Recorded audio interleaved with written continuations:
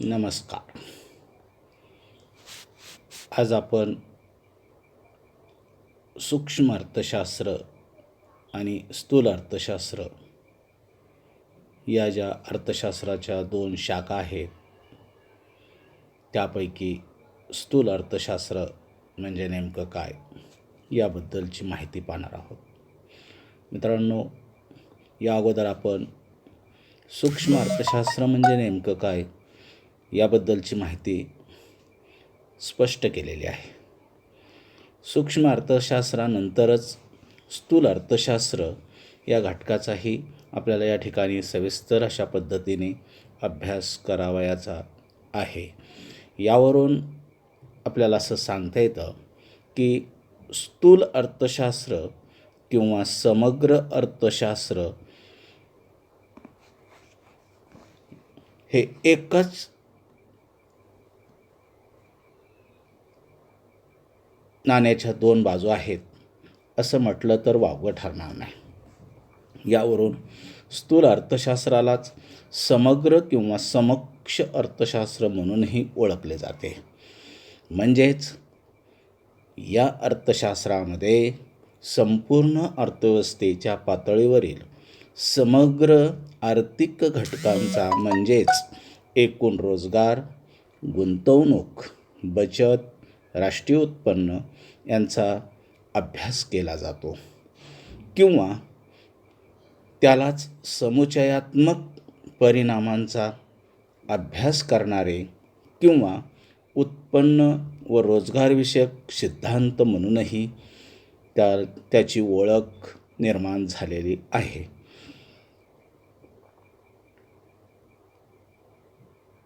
यानंतर खऱ्या अर्थानं आपल्याला सूक्ष्म अर्थशास्त्राची ऐतिहासिक वाटचाल किंवा सूक्ष्म अर्थशास्त्राचा इतिहास नेमका काय आहे याबाबतची माहिती या ठिकाणी आपल्याला पाहिजे आहे. आता सूक्ष्म अर्थशास्त्राची ऐतिहासिक वाटचाल यामध्ये आपल्याला असं सांगता येतं की अर्थव्यवस्थेचा समग्र हा दृष्टिकोन नवीन आहे. कारण सुरुवातीला आपण सूक्ष्मशास्त्राचा विकास कसा झाला याबाबतची माहिती पाहिली. या सूक्ष्म अर्थशास्त्राच्या विकासानंतरच स्थूल अर्थशास्त्राचा विकास झालेला आहे. परंतु असं असलं तरी त्याचे सूक्ष्मलक्षी अर्थशास्त्रामध्ये अस्तित्व दिसून येते. म्हणून हा दृष्टिकोन जुनाच आहे असं म्हटलं जातं. यावरून आपल्याला असं सांगता येतं की साधारणपणे 16व्या व 17व्या शतकात ब्रिटिश व्यापाऱ्यांनी सरकारला ज्या शिफारसी सादर केल्या त्या संपूर्ण अर्थव्यवस्थेच्या संदर्भात होत्या. म्हणजेच सनातनवादी अर्थशास्त्रज्ञ प्राध्यापक ॲडम स्मिथ, प्राध्यापक रिकार्डो, प्राध्यापक मिल या सर्व अर्थशास्त्रज्ञांनी आपल्या सिद्धांतामध्ये समग्र याचा विचार केलेला आढळून येतो. परंतु नवसनातनपंथी अर्थशास्त्रज्ञ प्राध्यापक मार्शल, प्राध्यापक पिगू यांनी सुद्धा समग्र अर्थशास्त्राला महत्त्व प्राप्त करून दिलेले आहे किंवा दिलेले होते असं म्हटलं तर वावगे ठरणार नाही. परंतु 1930च्या जागतिक आर्थिक मंदीच्या काळात खऱ्या अर्थानं समग्र अर्थशास्त्राने जगावर राज्य केले. या महामंदीनंतर प्राध्यापक लॉर्ड केन्स यांनी आपल्या रोजगारविषयक सामान्य ग्रंथामध्ये आर्थिक समस्यांचा अभ्यास समग्र पातळीवर केला. म्हणूनच समग्र शास्त्राला जे महत्त्व प्राप्त झाले त्याचे श्रेय प्राध्यापक केन्स यांना दिले जाते. त्यांच्यानंतर अनेक शास्त्रज्ञांनी समग्र अर्थशास्त्राच्या विकासाच्या दृष्टीने प्रयत्न केलेले दिसून येतात. यावरून आपणाला स्थूल अर्थशास्त्राच्या व्याख्यांबाबत माहिती खालीलप्रमाणे पाहता येईल. आता स्थूल अर्थशास्त्राच्या व्याख्यांचा विचार करता प्रथमतः प्राध्यापक के.ई. बोल्डिंग या अर्थशास्त्रज्ञाने स्थूल अर्थशास्त्राची एक व्याख्या केलेली आहे. ती आपल्याला पुढील प्रमाणे पाहता येईल. प्राध्यापक बोल्डिंग यांच्या मतानुसार समग्र अर्थशास्त्राचा संबंध वैयक्तिक परिणामाशी येत नाही, तर परिणामाच्या समग्राशी येतो. वैयक्तिक उत्पन्नाशी येत नाही, तर राष्ट्रीय उत्पन्नाशी येतो, किंवा वैयक्तिक किमतीशी येत नाही, तर सर्वसाधारण किमतीशी येतो, आणि वैयक्तिक उत्पादनाशी येत नाही, तर राष्ट्रीय उत्पादनाशी येतो.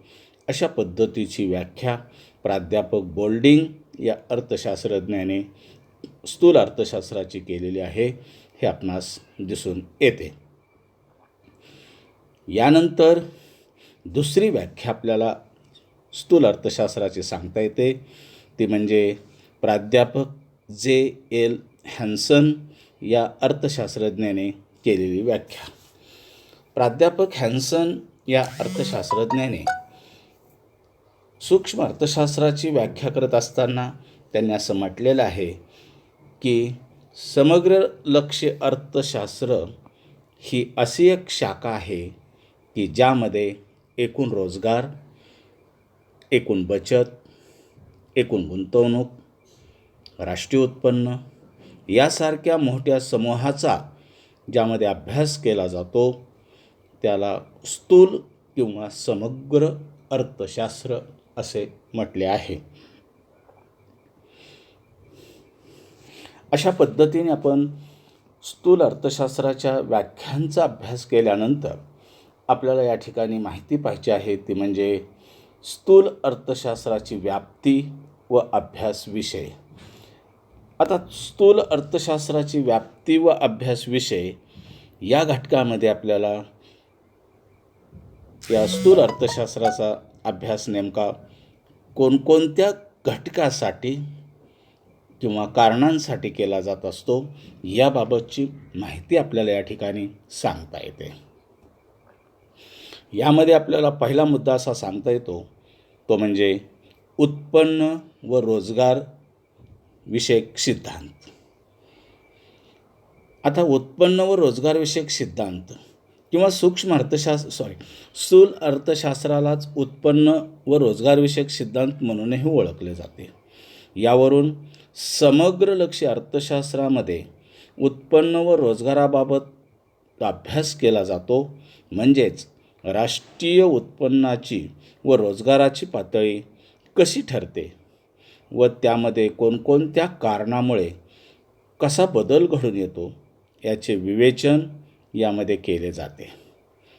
म्हणजेच राष्ट्रीय उत्पन्न व रोजगार पातळी ठरविण्यासाठी पुरवठा व मागणीच्या निर्धारक घटकांचा अभ्यास करावा लागतो. म्हणजेच पुरवठा व मागणीवर परिणाम करणारे जे घटक आहेत त्या घटकांचा यामध्ये अभ्यास करावा लागतो. तसेच तेजी मंदीचा सुद्धा अभ्यास केला जातो आणि यावरून निर्माण होणाऱ्या ज्या समस्या आहेत त्या समस्या सोडवण्यासाठीची धोरणे याच्यामध्ये निर्धारित केली जात असतात, हे आपल्याला या घटकावरून सांगता येते. यानंतर व्याप्ती व अभ्यास विषय याचा अभ्यास करत असताना आपल्याला पुढचा एक घटक त्या ठिकाणी सांगता येतो, तो म्हणजे सर्वसाधारण किंमत पातळीचे सिद्धांत व भाववाढ. आता यामध्ये आपल्याला असं सांगता येतं की समग्र लक्ष्य अर्थशास्त्रामध्ये सर्वसाधारण किंमत पातळी कशी ठरते व त्यामध्ये कोणत्या कारणाने चढ उतार होतात या सर्वांचा अभ्यास समग्र लक्ष्य अर्थशास्त्रामध्ये केला जातो. म्हणजेच भाववाढ व आर्थिक मंदी यामुळे निर्माण होणाऱ्या समस्यांचा सर्वसाधारण किंमत पातळीशी अभ्यास महत्त्वपूर्ण ठरतो. म्हणजेच भाववाढ व मंदीची कारणे यावर मात करण्यासाठी योग्य प्रकारची आर्थिक धोरणांची चर्चा यामध्ये केली जात असलेली आपल्याला दिसून येते. म्हणून स्थूल अर्थशास्त्राचा अभ्यास महत्त्वपूर्ण ठरतो असं आपल्याला या ठिकाणी सांगता येते. यानंतर यामध्येच आपल्याला पुढचा एक मुद्दा आपल्याला सांगता येतो, तो म्हणजे आर्थिक वृद्धी व विकासाचे सिद्धांत. आता आर्थिक वृद्धी व विकासाचे सिद्धांत या घटकाचा विचार करत असताना आपल्याला असं सांगता येतं की हा एक म्हणजेच आर्थिक वृद्धी व विकासाचे सिद्धांत हा एक समग्रलक्ष्य अर्थशास्त्राचा महत्त्वाचा अभ्यास विषय आहे. म्हणजेच अविकसित देशातील दारिद्र्य व मागासलेपणा यांच्या कारणांचा अभ्यास करून देशाच्या राष्ट्रीय उत्पादनात वाढ कशी घडवून आणता येईल याचे स्पष्टीकरण यामध्ये केले जात असल्याचे आपल्याला दिसून येते.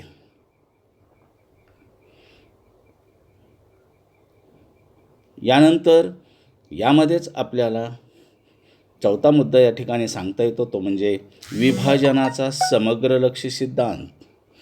आता विभाजनाचा समग्रलक्ष्य सिद्धांत यामध्ये आपल्याला असं सांगता येतं की स्थूल अर्थशास्त्रामध्ये विभाजनाच्या समग्रलक्ष्य सिद्धांताचा सुद्धा अभ्यास केलेला आपल्याला दिसून येतो. म्हणजेच एकूण राष्ट्रीय उत्पादनात समाजातील विविध घटकांचा, उदाहरणार्थ भांडवल, कामगार, भूमी यांचा वाटा कसा ठरतो याचे स्पष्टीकरण यामध्ये दिलेले आहे. एकंदरीत या घटकांना मिळणारा मोबदला म्हणजेच खंड, वेतन, व्याज यांचा वाटा कशा पद्धतीने त्या ठिकाणी प्राप्त झालेला आहे याचा अभ्यास या शास्त्रामध्ये केला जातो.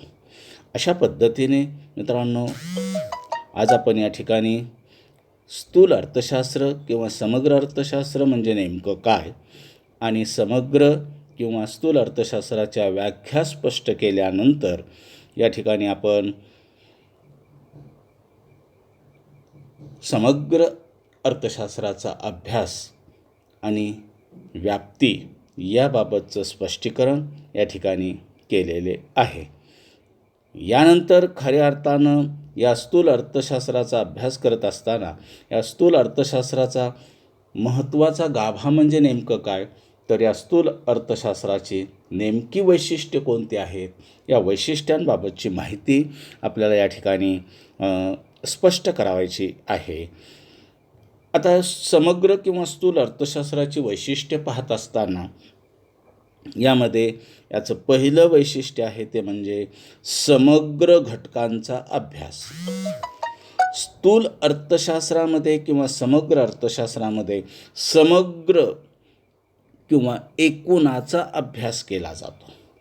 समग्र लक्ष्य अर्थशास्त्रात संपूर्ण अर्थव्यवस्थेच्या पातळीवर मोठ्या आर्थिक घटकांचा, उदाहरणार्थ एकूण राष्ट्रीय उत्पन्न, एकूण रोजगार पातळी, एकूण मागणी, एकूण पुरवठा, एकूण गुंतवणूक इत्यादी घटकांचा अभ्यास समग्र अर्थशास्त्रात केला जात असल्याचा आपल्याला दिसून येतो.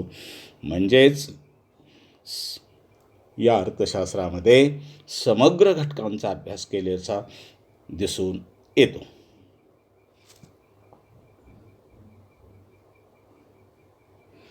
यानंतर दुसरं वैशिष्ट्य आपल्याला सांगता येतं ते म्हणजे समुच्चयात्मक दृष्टिकोन किंवा राशी पद्धत. आता समुच्चयात्मक दृष्टिकोन किंवा राशी पद्धत या वैशिष्ट्याचा विचार करत असताना आपल्याला असं सांगता येतं की समग्र लक्ष्य विश्लेषण हे या स्वरूपाचे असते. म्हणजेच यामध्ये समूहाचा अभ्यास केला जातो, कारण यामध्ये संपूर्ण अर्थव्यवस्थेच्या पातळीवर समग्राचा म्हणजेच एकूण परिमाणाचा अभ्यास केला जातो. म्हणजेच वस्तू आणि सेवांचा होणारा पुरवठा तसेच त्यांना होणारी मागणी इत्यादींचा अभ्यास या घटकामध्ये केला जात असल्याचं आपल्याला दिसून येते. यानंतर तिसरं वैशिष्ट्य आपल्याला सांगता येतं ते म्हणजे सर्वसाधारण समतोलाचा किंवा दीर्घकालीन समतोलाचा अभ्यास. समग्र अर्थशास्त्रात दीर्घकालीन किमतीच्या समतोलाचा अभ्यास केला जातो. म्हणजेच संपूर्ण अर्थव्यवस्थेचा समतोल कसा प्रस्थापित होतो त्याचे स्पष्टीकरण यामध्ये दिले जाते. एकूण मागणी, एकूण पुरवठा यांचा समतोल कसा साधला जातो या घटकांचा अभ्यास या समग्र अर्थशास्त्रामध्ये केला जात असल्याचे आपल्याला दिसून येते. यानंतर मित्रांनो आपल्याला पुढचं वैशिष्ट्य पाहायचं आहे ते म्हणजे उत्पन्नाबाबतचे विश्लेषण. समग्र अर्थशास्त्रामध्ये उत्पन्नाबाबतचे विश्लेषण ही केले जात असते. म्हणजेच यामध्ये आपल्याला असं सांगता येतं ते म्हणजे समग्र अर्थशास्त्र हे उत्पन्न व रोजगार सिद्धांत म्हणून ओळखले जाते. म्हणजेच समग्र अर्थशास्त्राला उत्पन्न व रोजगारविषयक सिद्धांत म्हणूनही ओळखले जाते, कारण यामध्ये प्रामुख्याने राष्ट्रीय उत्पन्न व एकूण रोजगार पातळी कशी निश्चित होते व त्यामध्ये चढउतार कोणत्या कारणाने घडून येतात याचे विवेचन यामध्ये केले जात असल्याचे आपल्याला दिसून येते. यानंतर पुढचं वैशिष्ट्य आपल्याला सांगता येतं ते म्हणजे वेगवेगळ्या प्रकारची आर्थिक धोरणे ठरविणारे शास्त्र. समग्र अर्थशास्त्राला वेगवेगळी आर्थिक धोरणे ठरवणारे शास्त्र असंही म्हटलेलं आहे. प्राध्यापक केन्स यांच्या मते समग्रलक्षी अर्थशास्त्र हे आर्थिक समस्या सोडवण्याच्या धोरणाशी चर्चा करणारे शास्त्र आहे. उदाहरणार्थ देशामधील भाववाढ रोखणे, रोजगार निर्माण करणे, अर्थव्यवस्था मंदीतून बाहेर काढणे व वेगाने आर्थिक विकास घडवून आणणे इत्यादी उद्दिष्ट साध्य करण्यासाठी वेगवेगळ्या प्रकारची धोरणे ठरवित असल्याचे आपल्याला दिसून येते. म्हणून समग्र अर्थशास्त्राला या ठिकाणी महत्त्व प्राप्त झालेलं आहे किंवा त्याचा अभ्यास केला जात असल्याचे आपल्याला दिसून येते. यानंतर पुढचं वैशिष्ट्य आपल्याला सांगता येतं ते म्हणजे गतिशील अर्थव्यवस्थेचा अभ्यास. समग्र अर्थशास्त्रामध्ये अर्थव्यवस्थेच्या गतिशीलतेचा अभ्यास केला जात असतो. एकूणच आपल्याला असं सांगता येतं की समग्र अर्थशास्त्रामध्ये गतिशील अर्थव्यवस्थेचा अभ्यास केला जातो, कारण दीर्घकाळात अर्थव्यवस्थेच्या प्रगतीचा आलेख कशा पद्धतीने उंचावलेला आहे त्याचा अभ्यास करण्यासाठी समग्रलक्षी विवेचन उपयुक्त ठरत असल्याचे आपल्याला दिसून येते, कारण दीर्घकाळातच अर्थव्यवस्थेला गती प्राप्त करून देता येत असल्याचे आपल्याला दिसून येते. यानंतर यामधलं शेवटचं वैशिष्ट्य आपल्याला सांगता येतं ते म्हणजे परस्परावलंबनाचा विचार. आता परस्परावलंबनाचा विचार या घटकाचा सुद्धा किंवा या वैशिष्ट्याचा सुद्धा अभ्यास समग्र अर्थशास्त्रामध्ये केला जात असल्याचे दिसून येते. आता परस्परावलंबन म्हणजे नेमकं काय याचा अभ्यास करत असताना आपल्याला असं सांगता येतं की स्थूल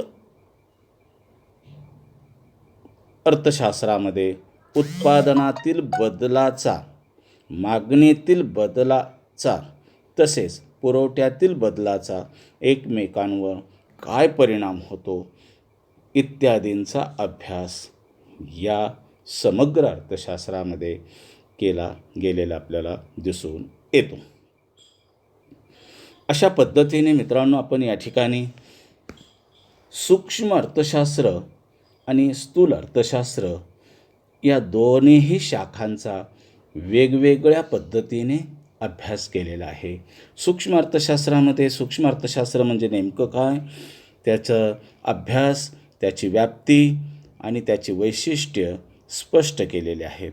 तशाच पद्धतीने आपण स्थूल अर्थशास्त्र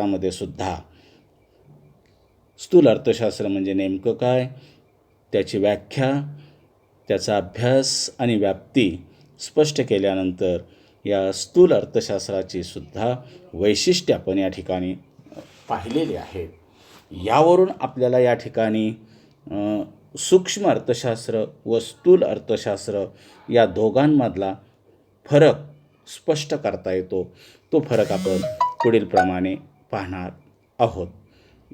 आता सूक्ष्म अर्थशास्त्रामध्ये आपल्याला असं सांगता येतं की ज्या अर्थशास्त्रात वैयक्तिक आर्थिक घटकांचा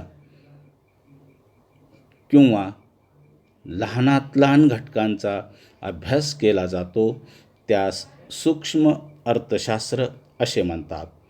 तर स्थूल अर्थशास्त्राचा अभ्यास करत असताना आपल्याला असं सांगता येतं की ज्या अर्थशास्त्रात संपूर्ण अर्थव्यवस्थेचा किंवा अर्थव्यवस्थेच्या घटकांचा व्यापक स्वरूपात अभ्यास केला जातो त्यास स्थूल अर्थशास्त्र असे म्हणतात. तर दुसरा मुद्दा आपल्याला सूक्ष्म अर्थशास्त्रामध्ये असा सांगता येतो तो म्हणजे सूक्ष्म अर्थशास्त्रात प्रामुख्याने व्यक्तिगत घटकांचा अभ्यास केला जातो म्हणून त्याला सूक्ष्म अर्थशास्त्र असे म्हणतात. तर स्थूल अर्थशास्त्रामध्ये आपल्याला असं सांगता येतं की अर्थव्यवस्थेतील सर्व घटकांचा एकत्रित अभ्यास स्थूल अर्थशास्त्रामध्ये केला जात असतो. यानंतर सूक्ष्म अर्थशास्त्रामधील तिसरा मुद्दा आपल्याला या ठिकाणी सांगता येतो तो म्हणजे सूक्ष्म अर्थशास्त्रात प्रामुख्याने वस्तू व सेवा तसेच उत्पादन घटकांची किमान किंमत निश्चिती इत्यादी घटकांचा अभ्यास केला जातो. तर इकडे स्थूल अर्थशास्त्रामध्ये प्रामुख्याने राष्ट्रीय उत्पन्न, रोजगार पातळी व सर्वसाधारण किमतीचा अभ्यास केला जातो. यानंतर चौथा मुद्दा आपल्याला सांगता येतो तो म्हणजे सूक्ष्मलक्षी अर्थशास्त्रात आंशिक समतोलाचे विश्लेषण केले जाते तर स्थूल अर्थशास्त्रामध्ये सर्वसाधारण समतोलाचे विश्लेषण केले जाते. यानंतर पाचवा मुद्दा आपल्याला या ठिकाणी सांगता येतो तो म्हणजे सूक्ष्म अर्थशास्त्राची सुरुवात प्रथम झाली ते ॲडम स्मिथ यांनी केली. तर स्थूल अर्थशास्त्रामध्ये अलीकडील काळात लॉर्ड केन्स याने स्थूल अर्थशास्त्राची संकल्पना मांडलेली आहे. पुढचा मुद्दा आपल्याला सांगता येतो तो म्हणजे सूक्ष्म अर्थशास्त्र हे व्यक्ती किंवा वस्तुनिष्ठ असते तर स्थूल अर्थशास्त्र हे समाज किंवा राष्ट्रनिष्ठ असते असं आपल्याला या ठिकाणी सांगता येते. त्याच्यानंतर पुढचा मुद्दा आपल्याला सांगता येतो सूक्ष्म अर्थशास्त्रात स्थितिशील परिस्थितीचा अभ्यास केला जातो तर स्थूल अर्थशास्त्रामध्ये गतिमानतेचा अभ्यास केला जातो. आणि शेवटचा मुद्दा आपल्याला या ठिकाणी सांगता येतो तो म्हणजे सूक्ष्म अर्थशास्त्रात प्रत्येक घटक स्वतंत्रपणे अभ्यासला जातो. याउलट स्थूल अर्थशास्त्रात घटकांचा एकमेकावर होणाऱ्या परिणामांचा अभ्यास केला जातो. अशा पद्धतीने मित्रांनो आपण सूक्ष्म अर्थशास्त्र आणि स्थूल अर्थशास्त्र या दोघांमधला फरक या ठिकाणी एक 5-7 मुद्द्याच्या आधारे स्पष्ट केलेला आहे. धन्यवाद.